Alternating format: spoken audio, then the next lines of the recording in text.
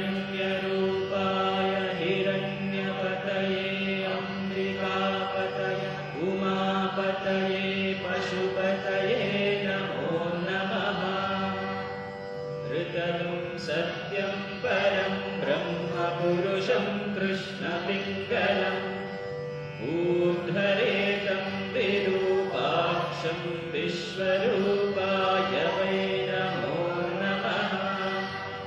Servo वै रुद्रस्तस्मै रुद्राय नमो अस्तु। पुरुषो वै रुद्रः सन्महो नमो नमः। विश्वं भूतं भुवनं चित्रं बहुधा जातं जायमानं च यत् सर्वो ह्येष रुद्रस्तस्मै रुद्राय नमो अस्तु। कर्तृद्राय प्रचेतसे वीधुष्टमाय तव्यसे वोचेमशन्तमगुं हृदे सर्वो ह्येष रुद्रस्तस्मै रुद्राय नमो अस्तु। ॐ शान्ति शान्ति शान्ति। ॐ नमो भगवते रुद्राय। ॐ नमस्ते रुद्रमन्यभूतोत्रयिषवे नमः। नमस्ते अस्तु धन्वने बाहुभ्यामुदते नमः। या यशो श्रीमतः शिवं बभूवते धनुः शिवा शरव्याय तवदया नो रुद्रमृडया।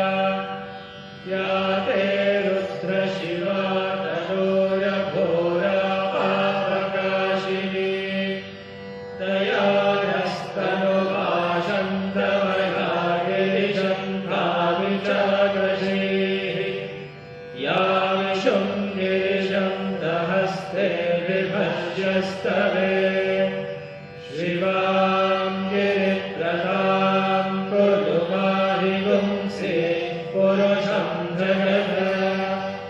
शिवे नवचसा त्वा गिरिशाच्छावनामसि। यथा नः सर्वमिज्जगदयक्ष्मगुं सुमनासत् अभ्यवोचदविभक्ता प्रथमो दैत्योऽभिषक्। अगीतुश्च सर्वान् ब्रह्मयन् सर्वाश्रयामुधान्यः। असौ यस्ताम्रो अरुण उदभभ्रुः सुमङ्गलः। ये चेमागुः रुद्रा अवितो दिक्षु श्रिताः सहस्रशो वैशारुन्धेडयीमहे। असौ यो वसत्पतिनीरग्रीवो विलोहितः। उतैनं भोपा अदृशन्नदृशन्नुदहार्यः। उतैनं विश्वा भूतानि सकृष्टो प्रणयामिनः। नमोऽस्तु नीलग्रीवाय सहस्राक्षाय मीडुषे। अथो ये अस्य सत्त्वानोऽहं तेभ्यो करन्नमः। प्रमुच्च धन्वनस्त्वमुभयोराग्नियोज्या। याश्च ते हस्तरिषभः पराता भगवो वप। अवतप्यदनुस्त्वमुं सहस्राक्षशुभे निशीर्यशल्यानामुखा शिवो नः सुमनाभव। विद्यं धनुःकपर्दिनो विशल्यो बाणवागुम्भुत। अनेकं नस्येषव आहुरस्य निषङ्गतिः। या ते हेतिर्कीडुष्टमहस्ते बभूव ते ननुः।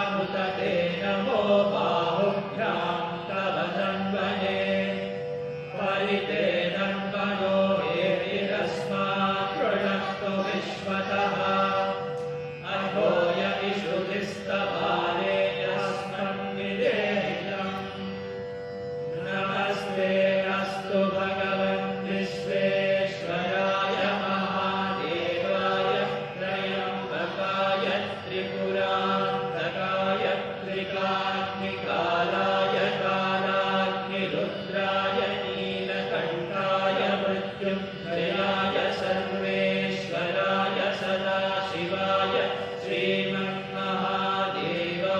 नमः। नमो हिरण्यवाहवे सेनान्ये दिशां च पतये नमो नमो वृक्षेभ्यो हरिकेशेभ्यः पशूनां पतये नमो नमः। सस्मिञ्चराय द्विषीमते पथीनां पतये नमो नमो। वक्लुषाय विद्यादिनेत्राणां पतये नमो नमो। हरिकेशायोपवीतिने पुष्टानां पतये नमो नमो। भवस्य नेत्यै जगतां पतये नमो नमो। रुद्राय तथा विनेक्षेत्राणां पतये नमो नमः। भूताय हन्त्याय वनानां पतये नमो नमो। रोहिताय स्तपतये वृक्षाणां पतये नमो नमो। मन्त्रिणे वाणिजाय कक्षाणां पतये नमो नमो। भुवन्तये वारिवस्कृताय औषधीनां पतये नमो नमः। उच्चैर्घोषाय क्रन्दयते पत्नीनां पतये नमो नमः। कृत्स्नवीताय धावते सत्त्वनां पतये नमः। ॐ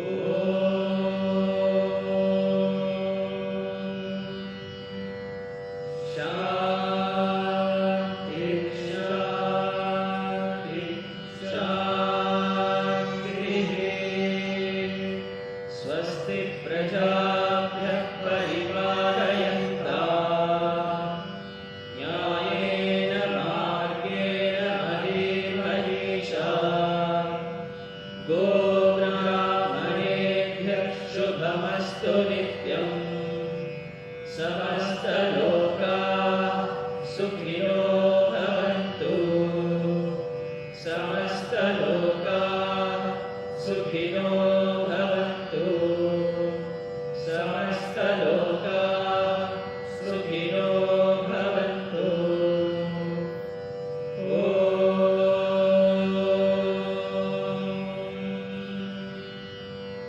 शान्ति शान्ति शान्तिः।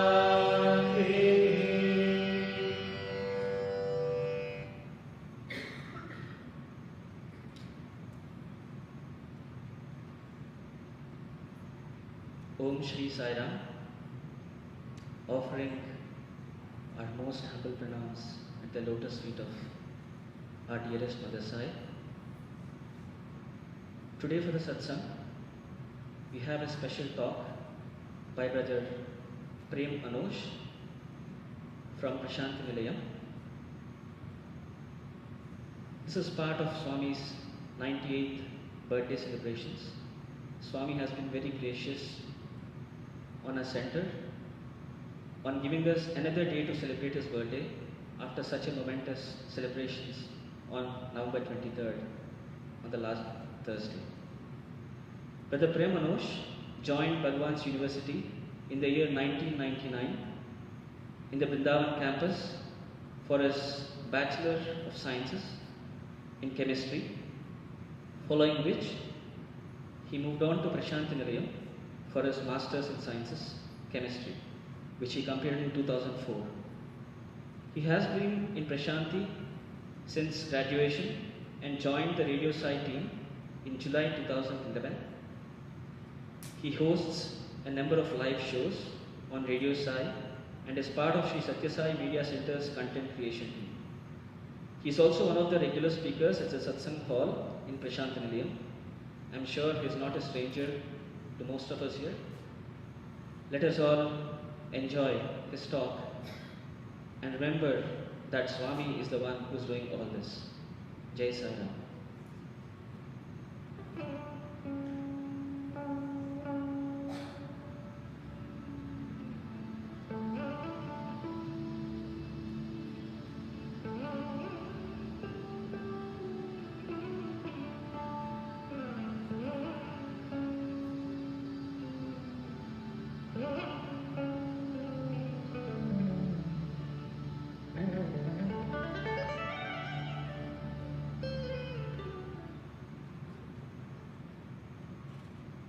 Om Shri Sai Ram.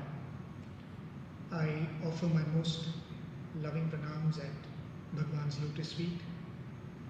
I pray to Swami that he gives all of us the understanding that it is Swami who speaks and it is Swami who listens to each one of us. Elders, sisters and brothers, Sai Ram and warm greetings from Prashanti. I am grateful to Swami for giving me this opportunity to join you all as part of this special celebrations. This is the month where we observe Swami's birthday, and it really is a special feeling and an honor to join you all and to share my thoughts on an event which is so very important to each one of us. The Indian calendar, as most of us are aware, are filled with many festivals. We have many deities whom we celebrate on these various festivals. There is something that I've observed with myself, that is, during these particular festivals, you sort of get into that mood of celebrating that particular deity or reading more about that particular deity. If it's Ganesh Chaturthi times, I see that I myself am interested in listening to, say, some Ganesha songs, or when it's Shivratri, you tend to be drawn towards reading something about that form of divinity. This is a nature of the mind, where the mind tends to contemplate on certain things based on association, right? Time and space and the inputs that the senses receive, like smell, sound, sight. And you would find that in Sanatana Dharma, this particular nature of the mind, to be able to think of certain things with association, in association with these inputs from outside, are used. And that's precisely why you have this tradition of lighting an agarbatti, because that smell brings your mind to the presence that you are in, or the ringing of the bell, because that sound is associated with you standing before a deity and being in a certain mindset. So all of these are very beautifully used, and I think that's why they've ensured that the year is punctuated by many of these festivals, so that in periodic intervals we will be giving ourselves to the contemplation of these various forms, and more importantly, the concepts that each one of these forms and deities and festivals represent. So here we are during the birthday celebrations. So it is quite appropriate for us to reflect on what this festival means to all of us, because this is the most important festival for us Sai devotees, and especially for us here at Prashanti Nilayam. We really look forward to it, and I recall very fondly the days when we were students and we would see the birthday festivities sort of catch up, in Prashanti Nilayam. And one of the first people whom we would see that Vaibhavam, as the word we use in Sanskrit, is Swami himself. Swami himself would be so excited about the birthday festival coming through, and Swami would say, the devotees are coming, there's going to be a lot of crowd. And Swami would start the various distributions during the birthday time, and that joy that Swami exuded was truly infectious. So this being that beautiful birthday time, I think it is quite appropriate for us to reflect on what this festival really means to us. What should it really mean to us? Definitely this is a contemplation that each one of us should undertake, and I would like to think that it is a very personal reflection that each one of us have to give ourselves to. But what I am going to do for the next few minutes is share my thoughts and my reflections on what the birthday is supposed to mean to you and me. And I'm just going to think aloud, hoping that these thoughts in some way will be useful and helpful to you listeners as well. The question comes down to, why did he take an advent? Why did the Supreme Lord choose to come down in a human form? What is the purpose behind that advent? Each one of us had a certain purpose in coming to Swami. I came to Swami because at a point in time I needed that education that Swami was giving.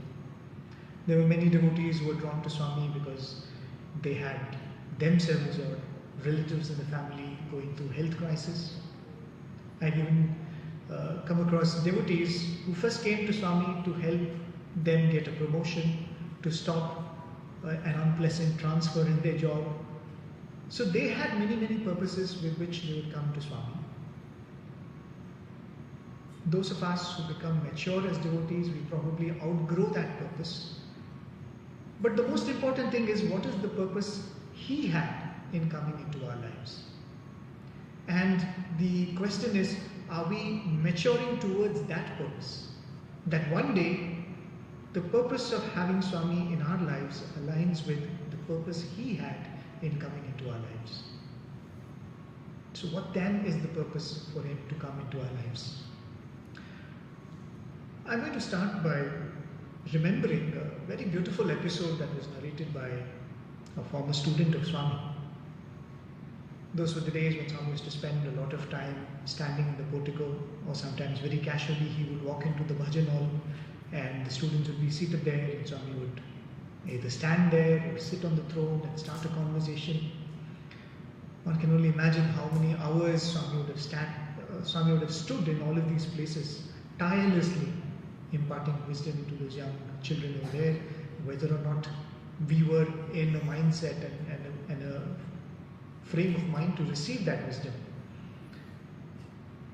So this fine day that this student narrated to us about, Swami walks into the bhajan hall and Swami starts talking to them, and Swami asks a question which not many of them thought Swami would ever ask. Swami made a reference to a historic personality. Swami asked, "Do you know Wordsworth?" Right? Swami asked, "Do you know Wordsworth?" And the boys said, "Yes, Swami, we've studied about him. William Wordsworth, the famous, legendary English poet. We all have studied his poems in school and college. He's a great poet." And Swami said, "He's not a poet, or he's not just a poet." Swami said, "He's a great Advaitin." This was surprising to the students there because they had read his literary works, but none of them ever thought of him as a spiritual person or an Advaitin, as Swami was saying he was one. So they were surprised. They said, "William Wordsworth, an Advaitin?" Then Swami said, "I will explain. Does anybody here know any of the poems that he has written?" So there was this one student, his mother was an English teacher, so she had ensured that he knew by heart some of these classic poems.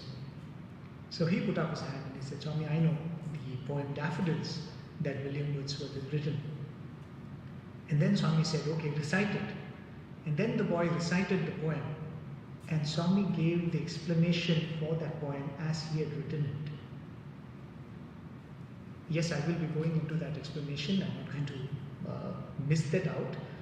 But before that, there are a few things that I would like to speak about. A concept which Swami himself has spoken extensively about, or written extensively about, because that would be important to know before we understand the explanation that Swami was giving. But here was Swami saying, William Wordsworth, whom we all have grown up reading about and reading his works, Swami was saying he was a great Advaitin, and Swami also added, he did not have the fortune of living with an avatar like you all, but still he had reached that state. Hinting that that probably is the state you and I will have to raise ourselves to. I'm going to take you back to another period in time when I happened to be a student. It was during the summer course of 2002. One of my senior teachers had been given the opportunity to address the gathering in Swami's presence.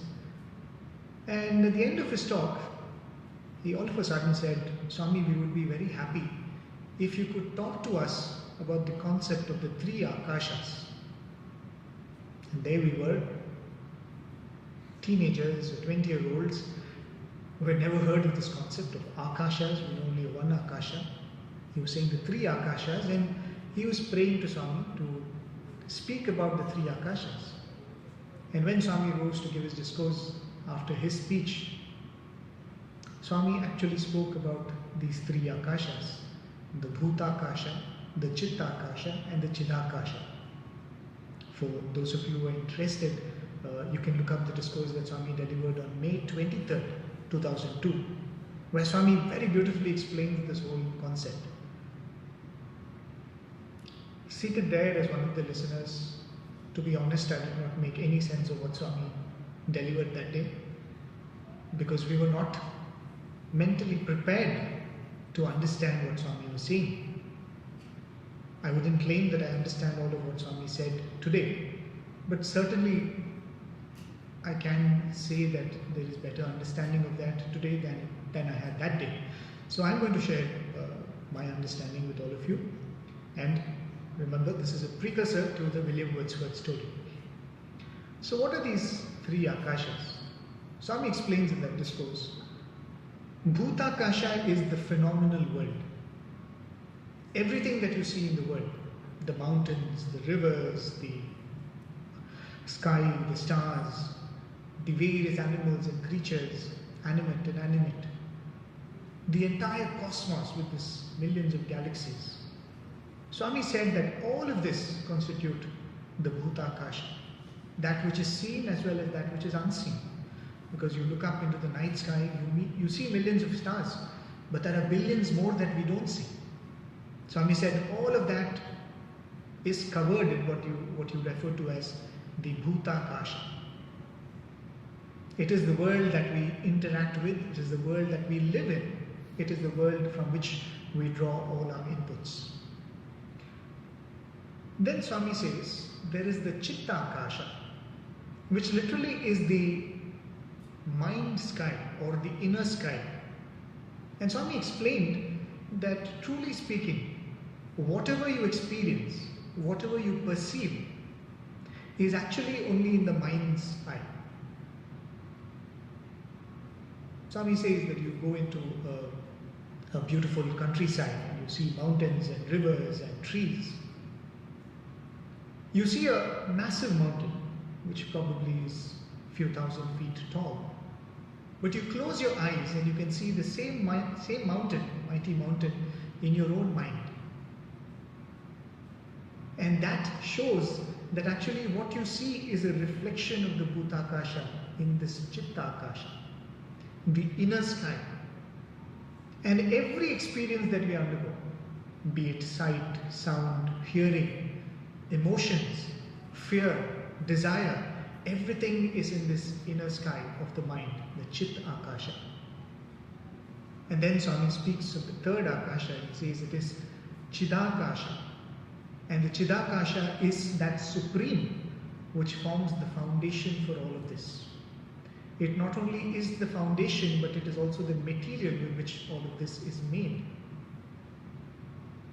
A very beautiful explanation that I came across once is, everything that you see is like a pot, and that divine principle is like the clay.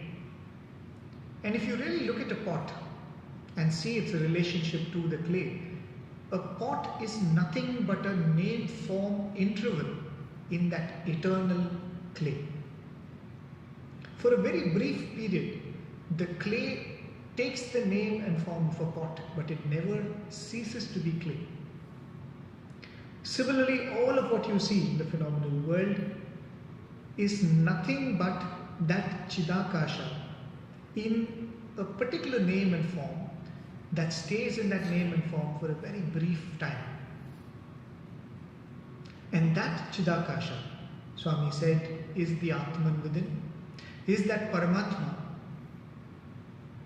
as well as that aspect of divinity which is so supreme, as we would say, Para, which is beyond, that we will never be able to cognize it with the minds that we have today. That is why there is this beautiful statement in the Purusha Sukta, which most of us will be familiar with Etava Nasya Mahima.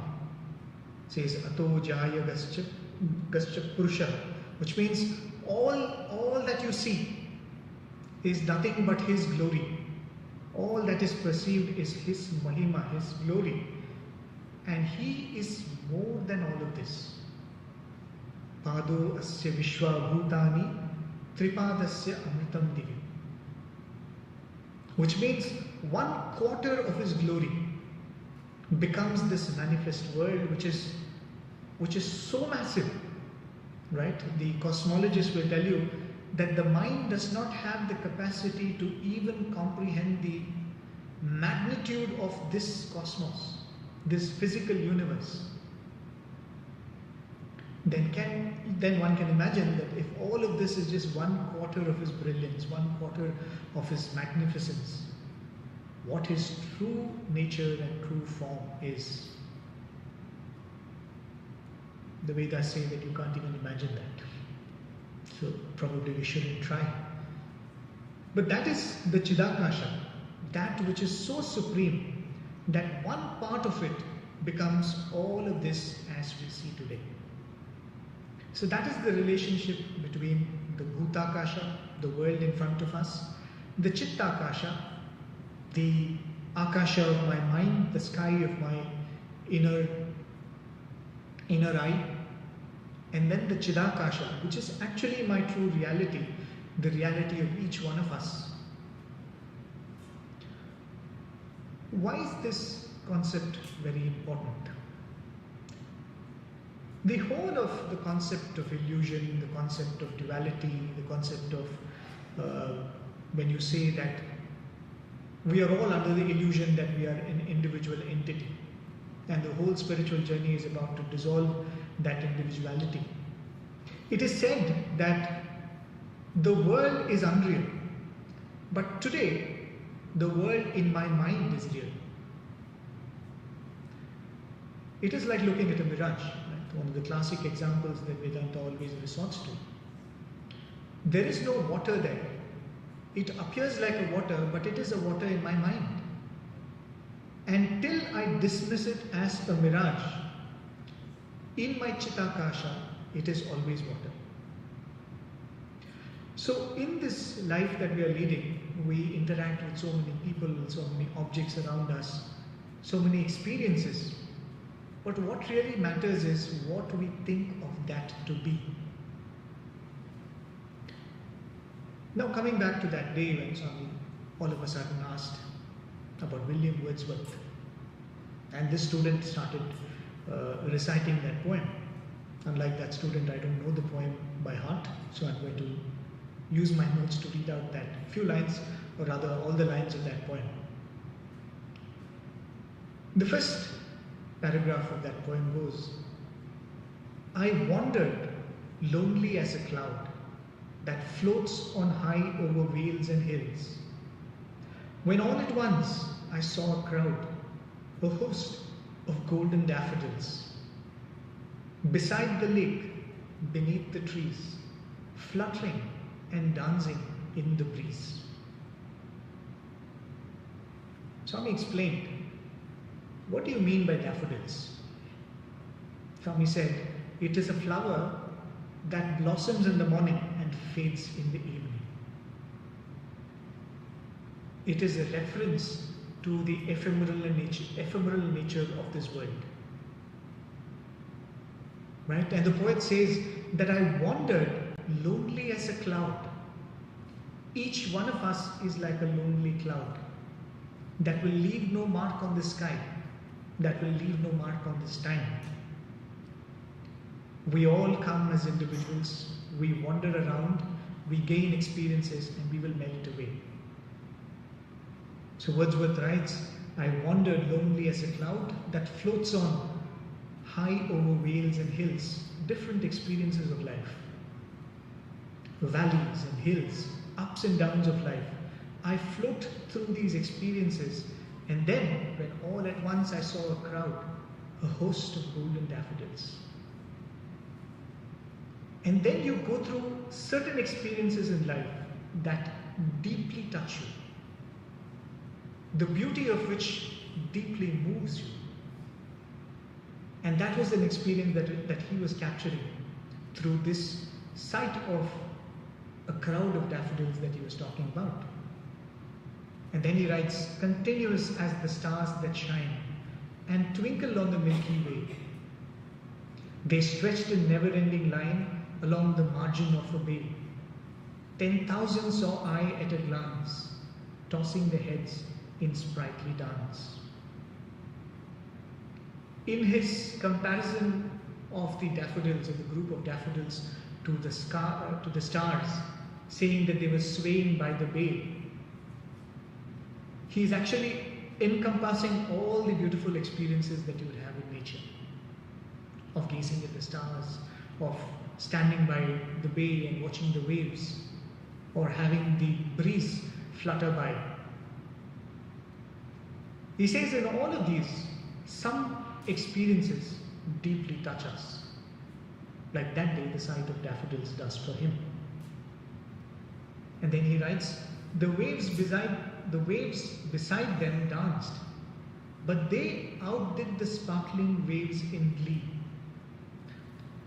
The waves beside them danced, but they outdid the sparkling waves in glee. Which means there are many, many things around, but this one experience seems to stand out. There are many things sparkling, but this one seems to sparkle more, he says. And then he writes, a poet could not but be gay in such a jocund company. I gazed and gazed, but little thought what wealth the show to me had brought.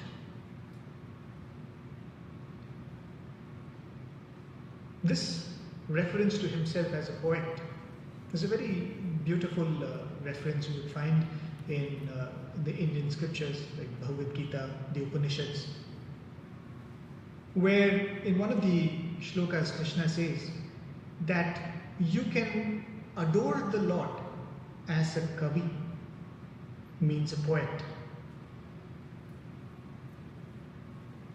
Swami in one of his discourses explains, I think discourses all Gita Vahini, Swami explains what kavi actually means.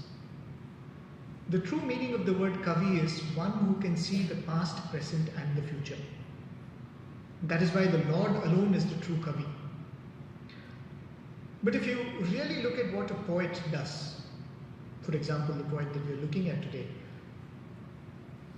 the poet sees exactly what you and I see, but he sees more than what you and I see.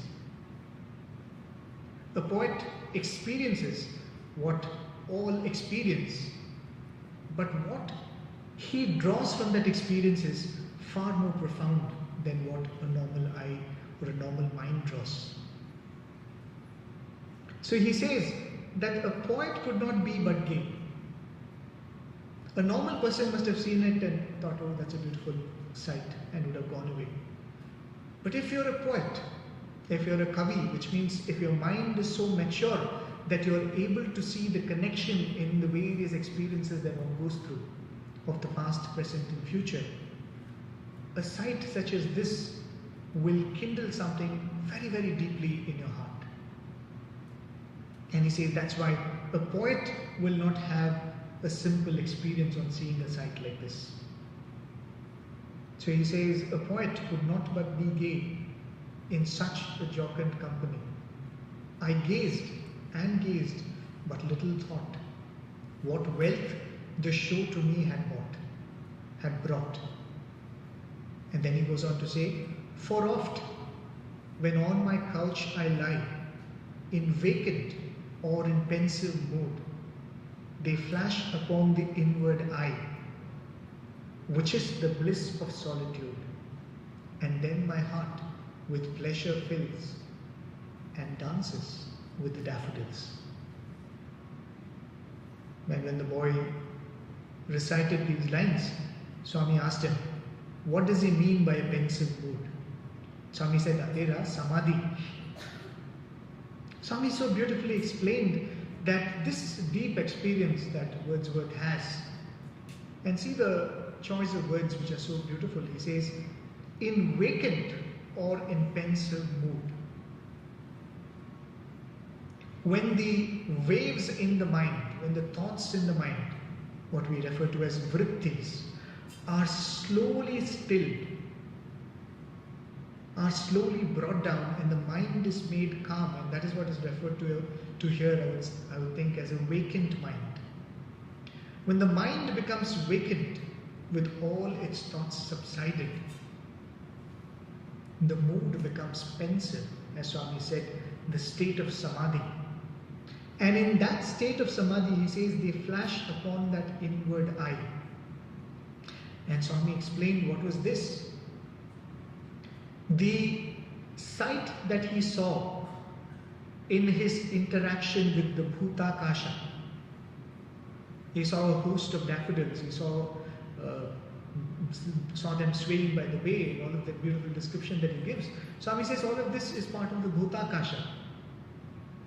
But having experienced that in the Bhutakasha, Swami says, see, when he says, I close my eyes and I'm able to see it in my inward eye, Swami says that he sees in his Chit Akasha. And Swami says when he experiences that same joy in his Chit Akasha, when he says, and then my heart with pleasure fills, Swami said that is Ananda, and dances with the daffodils. He says, what does he say there? He has become one with those daffodils. And Swami said that is the principle of Advaita.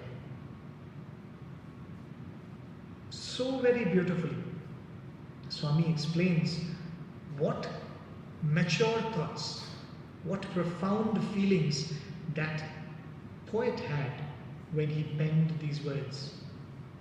And Swami said he did not live with an avatar, but still he had reached this state. What about all of you? This is a very, very important concept that Swami was explaining through this small example. If I were to spend a few minutes and try to explain what I gather from this, much of what we experience in life, as I said, is based on how we look at it, what we perceive it as.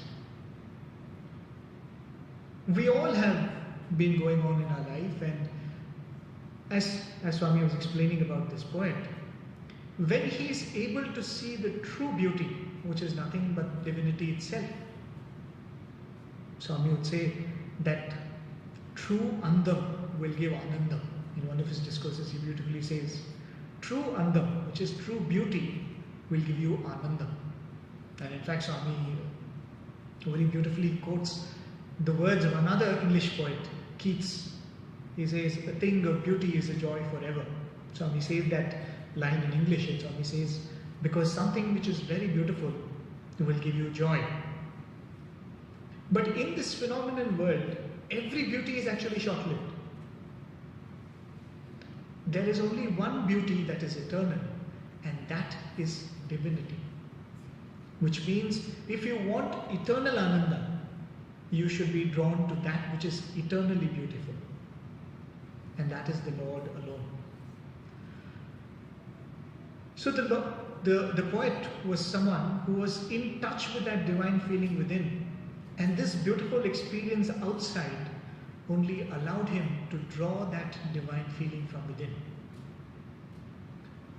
If I were to look at myself, look at my journey in life, and which I would think is very similar to most of yours, we were so lost in this world. We tried to find happiness in objects, in people, in relationships, in achievements. We were searching for our bliss and peace in this Bhutakasha. While all the while, that Chidakasha, that divinity was within. But since the mind and the senses were always turned outward, we never had the opportunity to discover him within. And the Lord, out of his immense love, that embodiment of Chidakasha, right? That's why we say Chidananda Rupam Shivoham Shivoham.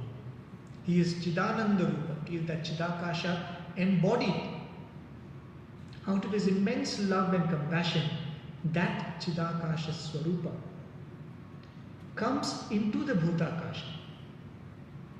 And that is what we refer to as a divine advent, an avatar. He comes into the world we are lost in. He comes into the world that distracts us. He comes into the world through which we seek our happiness. And he comes in a form that is so beautiful, so endearing, with a personality which is so attractive, with selflessness which is so magnetic, with love which draws us. And we, being lost in this world, we find him in the Bhutakasha that we are lost in. It was not that he was never there, right?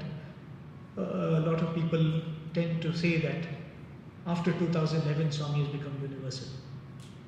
That could not be a more ridiculous statement than that. He did not come before he did not come in 1926, he did not go in 2011. He always is.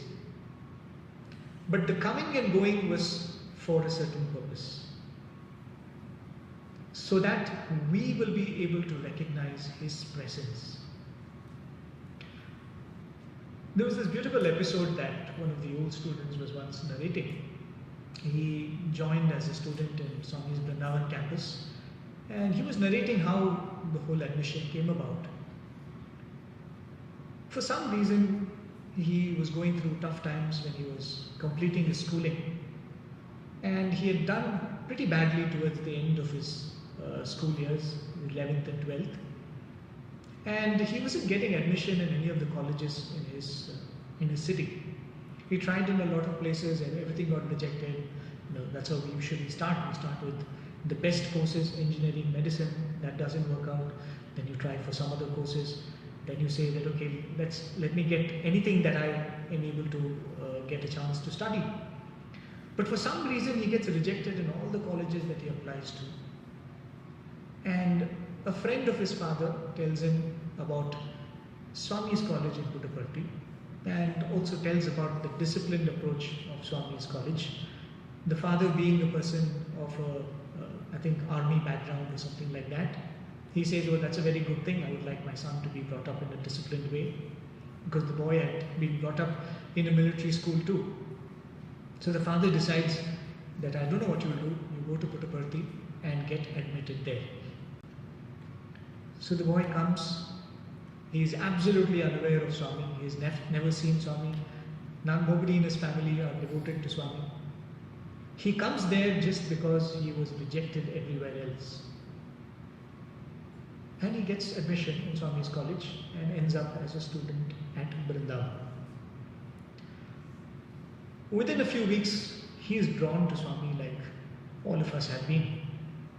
He thought to himself that I have not come here for Sai Baba, I have not come here for spirituality. I am going to do my business of studying, taking a degree and leaving. But it doesn't work that way, does it?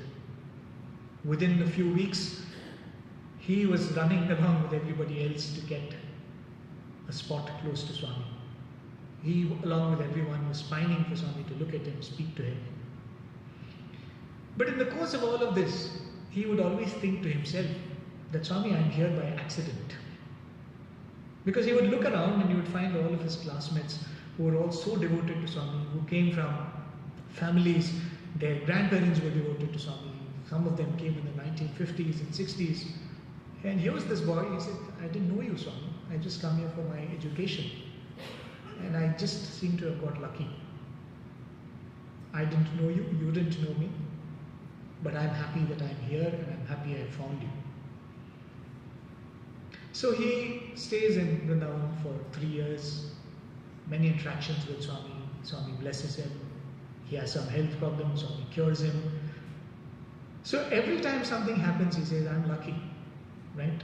This was all not meant to be, but all because I somehow landed up here, and this is how Swami has saved me.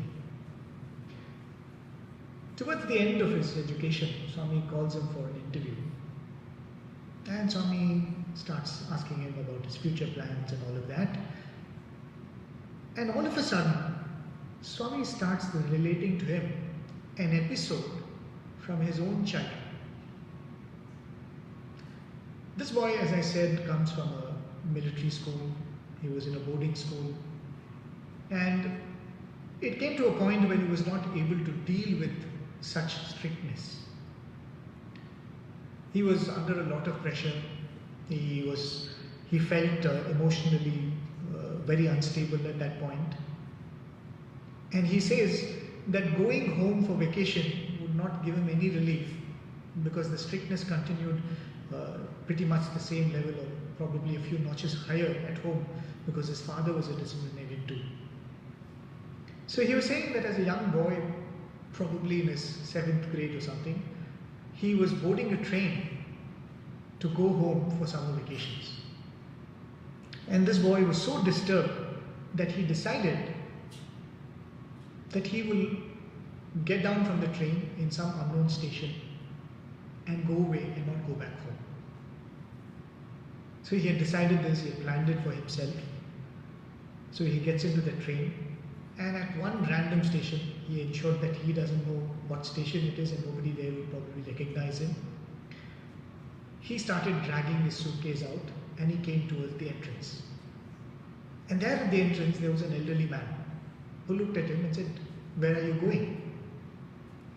And he could not, of course, tell the plan that he was having, so he was just hesitant to say anything. And the old man said, "No, don't go out, go inside," and ensured that he goes back inside. He carried the luggage, put it back where he pulled it from, and made the boy go and sit in his place, and sat there till he fell asleep. And when the boy woke up, it was the station where he had to get down, his home city, and the man was nowhere to be seen, and he went back home. Swami narrates this whole episode, which happened probably 8 years ago. And Swami asks him, "Who do you think was that old man? Do you think I know you only after you came to my college?" And Swami repeated, I think, a couple of more episodes like this when he tried to do silly things to himself. And Swami asked, giving the full description of that event, Swami asked, "Who do you think stopped you?" Imagine we think that grace comes to us after we have known Swami. The truth is, we start recognizing grace after we come to Swami. We look at our own lives. We look at the various events that take place in this life, and then we start recognizing glimpses of His presence and His grace in these events. And I think that is the greatest blessing that Swami has come to give. We all know the story of Swami's birth. It's after all Swami's birthday month, and why shouldn't we recollect something from there? But I'm going to recollect an episode which is very, very common. I'm sure even the Group 1 SSC students would know this story. The story of the history of Puttaparthi. Right? We all know the story of how Puttaparthi got its name. The name of this place was Gollapalli. Right? Swami would himself narrate this, and it's written in Satyam Sundaram. It was a very prosperous town. Right? Lot of pastures. It was green, copious rain, and the place was famous for milk because there were a lot of cow herds and a lot of cattle which were raised in this area, and that's why the name Gollapalli, reference to the Gokul of yesteryears, where Lord Krishna was a young child. So it was called Gollapalli, and a lot of cattle and a lot of milk and a lot of prosperity. The story goes that there was one cowherd who had a cow which would go out to the pastures and would return with an empty udder. Right? And then he decides to follow the cow, find why this is happening. And then he sees a sight which was absolutely unnatural. He sees that this cow goes and stands above an anthill, and a snake rises from the anthill and drinks milk straight from the cow's udder. And this man is enraged. He takes a stone, he kills that snake by throwing that stone at that snake. And then it seems that the dying snake spells a curse that all prosperity will be taken away from this land. And that is how the whole land becomes barren and is filled with anthills. And it gets the name Puttavardhini, which becomes Puttaparthi, which means a land where there are plenty of anthills. It's a story we all know, and how that same stone is worshipped as Gopalaswamy. The Gopalaswamy temple in Prashantanilya in Puttaparthi is built around that stone. Those stories, legends of Prashantanilya, which we all are aware. But just take a moment to look at this whole story. Where does prosperity come from? Gollapalli was very prosperous. How did it have such pastures and greenery? Because of good rains. Where do you get good rains from? From nature. Where does nature draw its power and sustenance from? It is from the Lord. So every prosperity is actually a sign of grace. And here was this individual who was witnessing a scene which was so unique, and something which was so unique that he could have stood there and said, "What a miracle." He could have stood there and said that this is probably a miracle of the Lord. But the selfishness that he had made him probably think that this snake is stealing what belongs to me, and he decided to act on that. Then what happens? The Lord says, all right, if you are not in a mature state of mind to understand that all prosperity comes from me, I will then take it away. And the same people who thought that the prosperity belonged to them, it was theirs to enjoy and theirs to protect, now had to turn to the Lord, seeking that prosperity again. And now when it comes, at least they will be aware that this prosperity is a gift of the Lord. I think it is very beautiful that this story forms the beginning of the Bhagavatam of the Sai avatar, isn't it? Because we all are leading lives, and our lives are filled with moments of grace, gifts of grace, which we have not acknowledged as such. There is a beautiful concept in the Bhagavad Gita about a word which is very familiar to all of us, which we all know a lot about, especially Sai devotees. The word is Vibhuti. When we say Vibhuti, the first thing that comes to our mind is the sacred ash that Swami would materialize and give all of us, or the sacred ash that you can still procure from Prashantanilya, many centers around the world. But the Vibhuti, the word Vibhuti actually refers to a concept.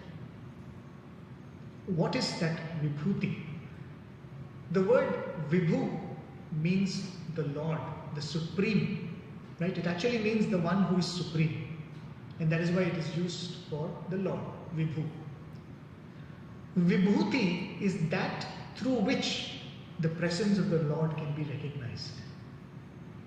Vibhuti is a manifestation of the glory of the glorious Lord. If I were to give you an example, when the sun's rays hit your face, you know the sun has risen. You don't have to go out and see the sun. Right? You know that the sun has risen the moment the room lightens up. The sun's rays is the Vibhuti, the sun is the Vibhu. The sun does not personally come and benefit us, but the sun's rays nourish the plants nourish us.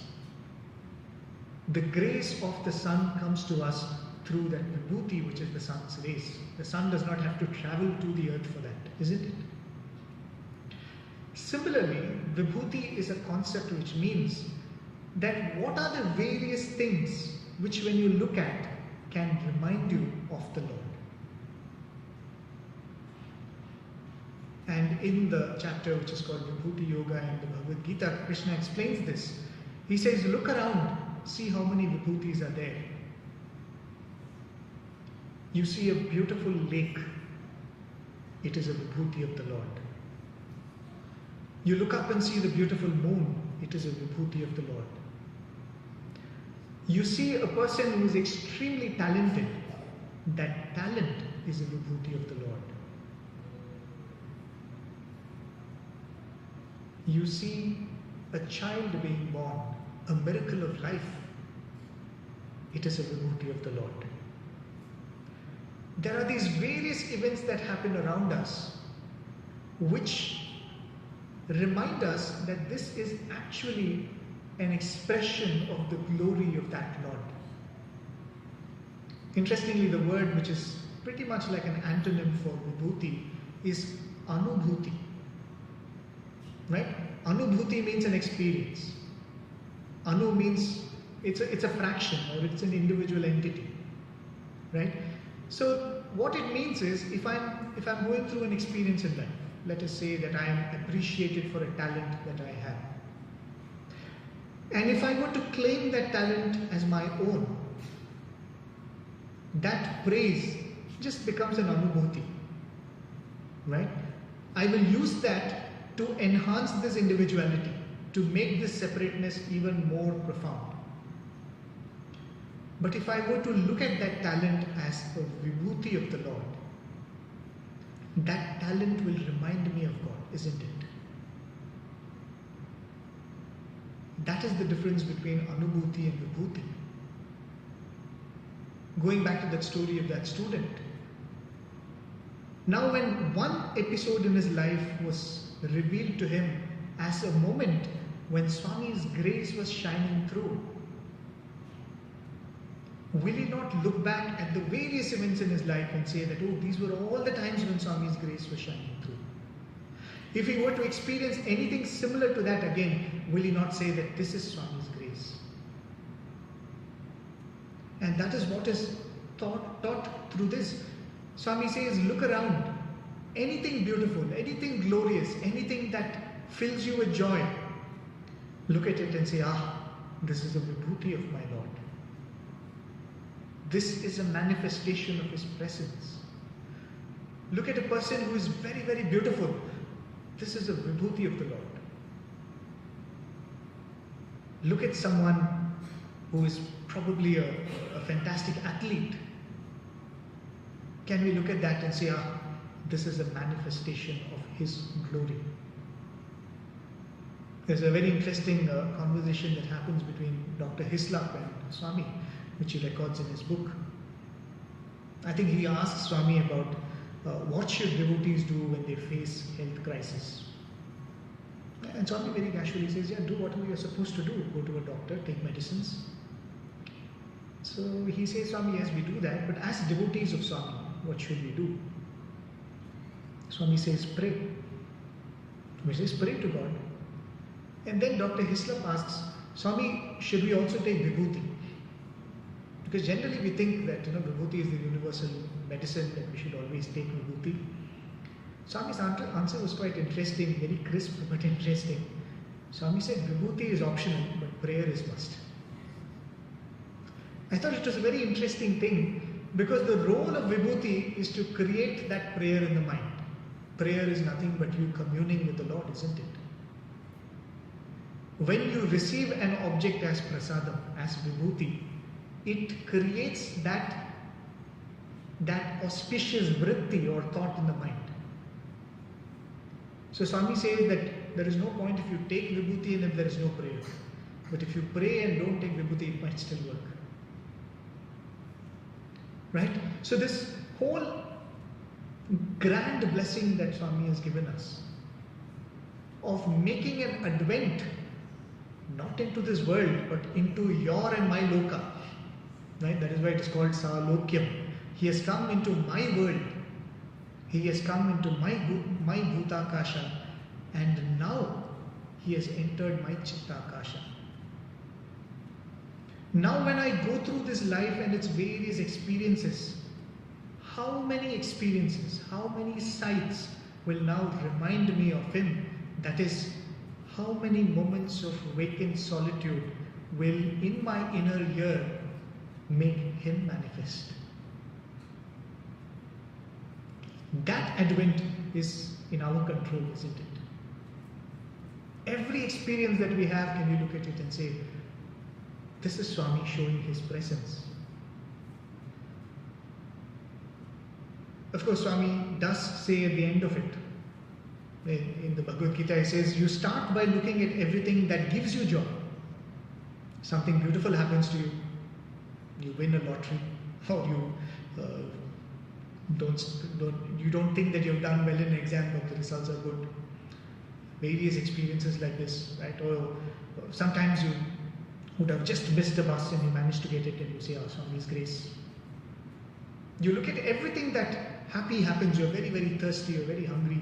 Somebody offers you a drink or water or food. Then you immediately think of Swami and say, thank you, Swami. Why look at your own body and look at all the good things that are happening there. I'm seated here, thoughts are forming in my mind. So easily they're being translated into word and I'm able to express them. Isn't that a glory of the Lord? Isn't that a vibhuti of the Lord? You are sitting there and these words are reaching your ears and having reached there, they are creating the right thoughts in your mind. Isn't this whole process the glory of the Lord? So look at everything from good health to a miraculous cure, to a miraculous save in an accident, to a beautiful valley, to a lovely mountain, to a beautiful scenery, to the night sky. Everything, let it remind us of the Lord. Swami says, slowly you will start seeing even the unpleasant as the vibhuti of the Lord.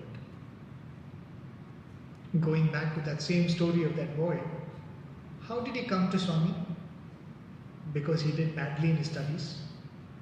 Because he was rejected by so many colleges and other places that he applied to?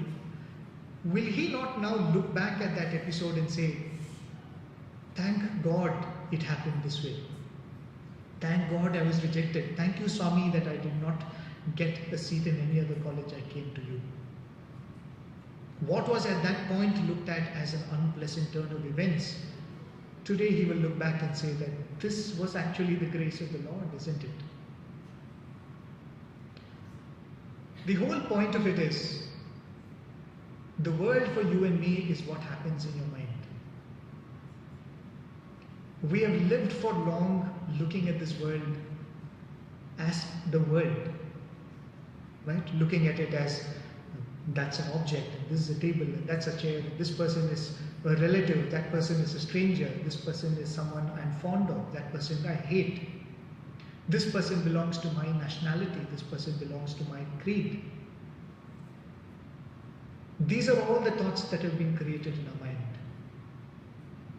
The Lord has manifested in that Bhutakasha. He has drawn our attention. Today, when we look at everything, every person, every experience, can the impression that it creates in the mind be that of, this is a different form of my Lord?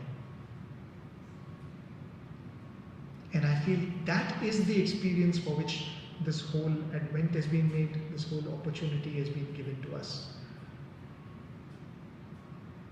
These were the thoughts I wanted to share with all of you.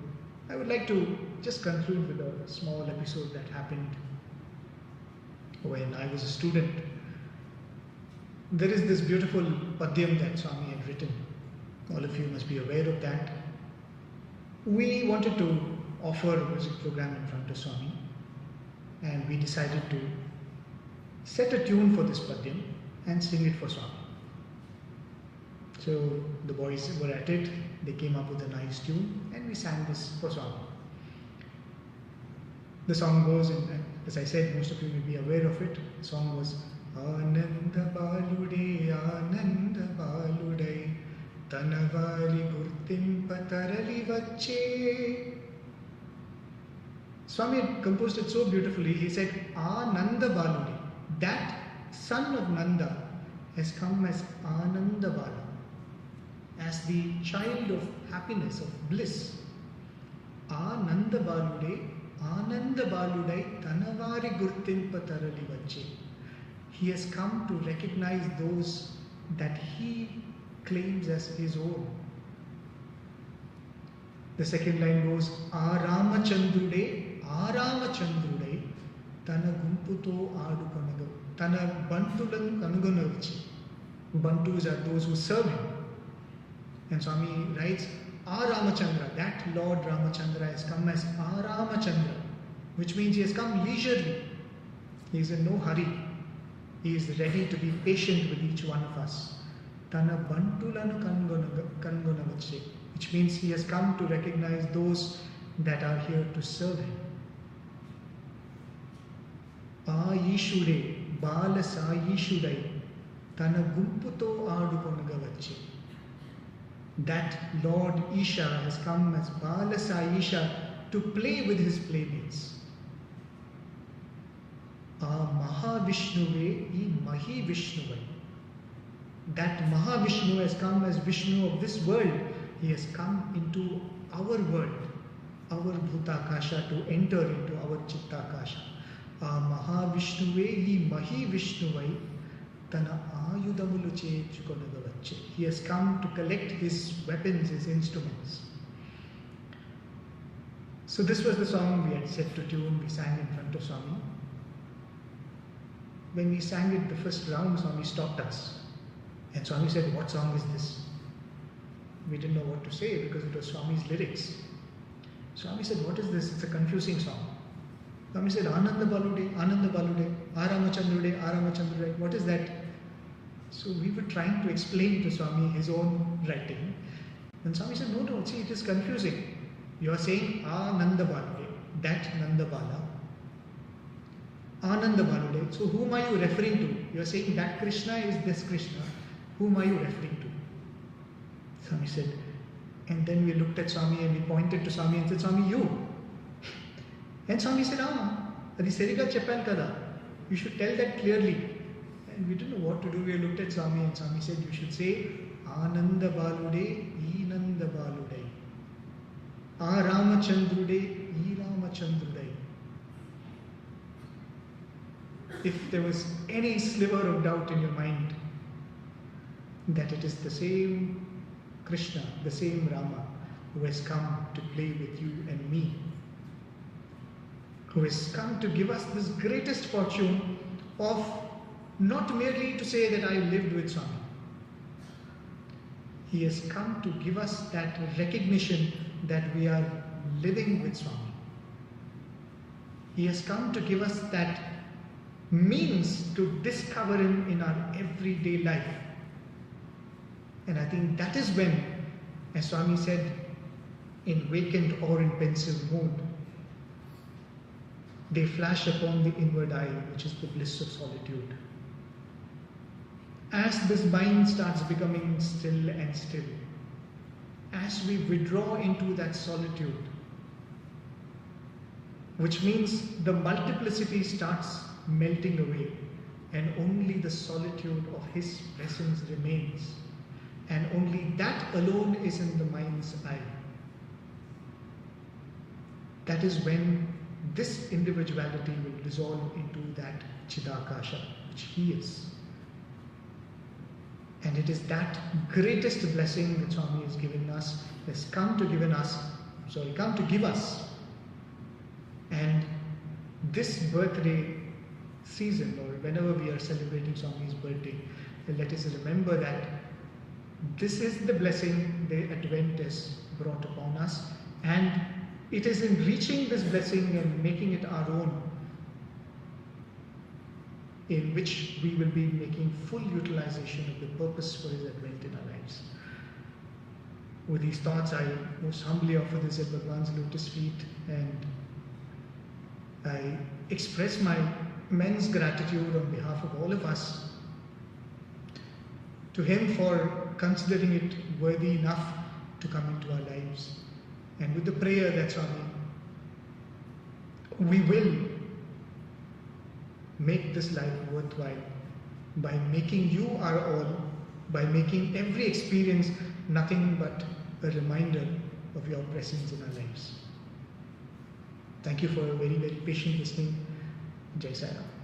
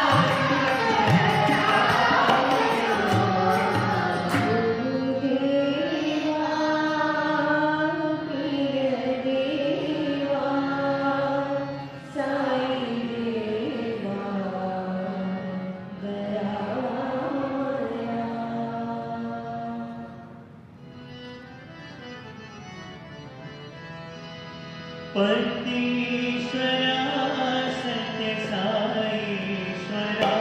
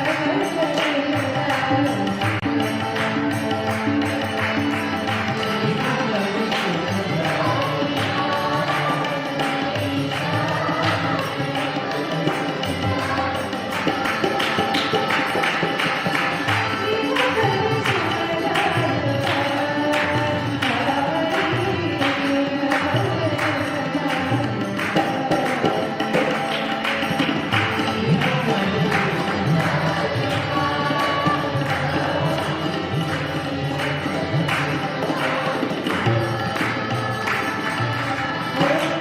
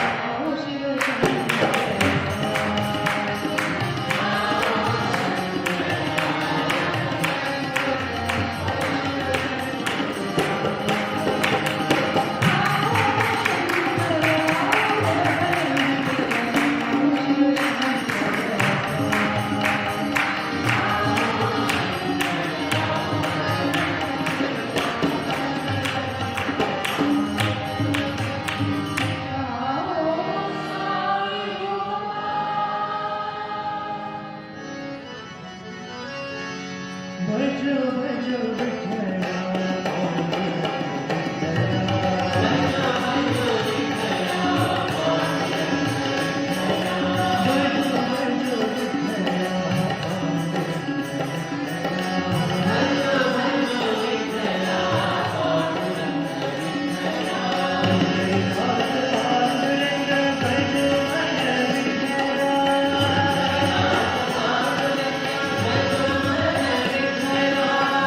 Bhagawan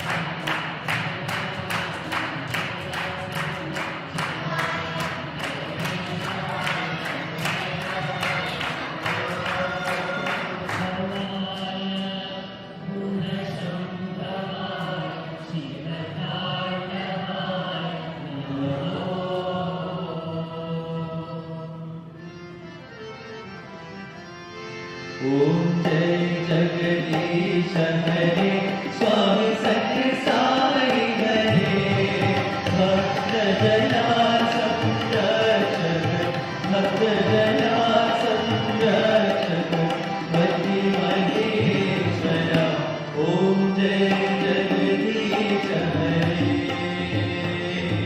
सचिवदना श्रीधरा सर्वा प्राणपते स्वामी सर्वा प्राणपते आश्रित कल्पलतीका आश्रित कल्पलतीका माधवा ओम जय जगदीश हरे मातपिता गुरुदैवं मर्यन्तयो नीवे स्वामी मर्यन्तयो नीवे नाद ब्रह्म जगन्नाथा नाद ब्रह्म जगन्नाथा नागेन्द्र शयना ओम जय जगदीश हरे ओंकार रूपावजस्वी ओ साई महादेवा सत्य साई महादेवा मंगलारति अंधको मंगलारति अंधको मंत्र गिरिधारी ओम जय जगदीश हरे नारायण नारायण ओम सत्य नारायण नारायण नारायण नारायण नारायण ओम सत्य नारायण नारायण ओम सत्य नारायण नारायण ओम जय सद्गुरुदेवा नारायण नारायण ओम सत्य नारायण नारायण नारायण नारायण नारायण ओम सत्य नारायण नारायण ओम सत्य नारायण नारायण ओम जय सद्गुरुदेवा नारायण नारायण ओम सत्य नारायण नारायण नारायण नारायण नारायण ओम सत्य नारायण नारायण ओम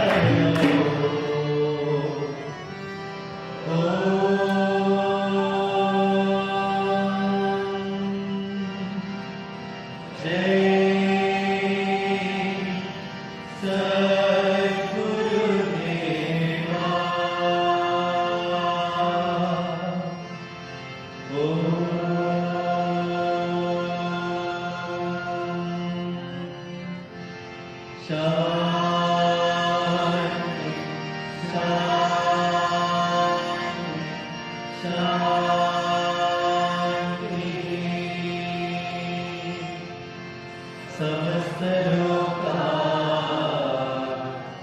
सुखिनो भवन्तु समस्त लोका सुखिनो भवन्तु समस्त लोका सुखिनो भवन्तु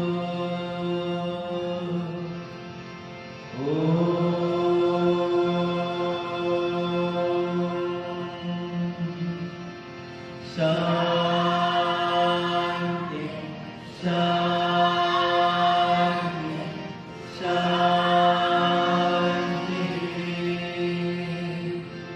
जय बोलो भगवान श्री सत्य साई बाबा जी की जय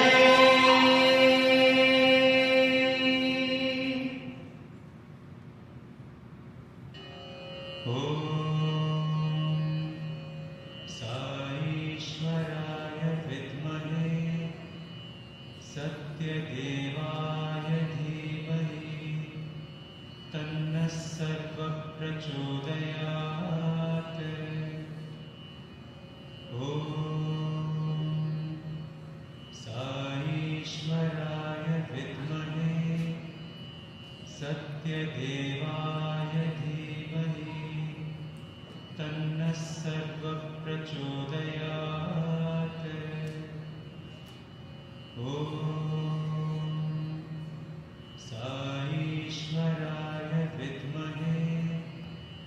सत्यदेवाय धीमहि तन्नः सर्वः प्रचोदयात्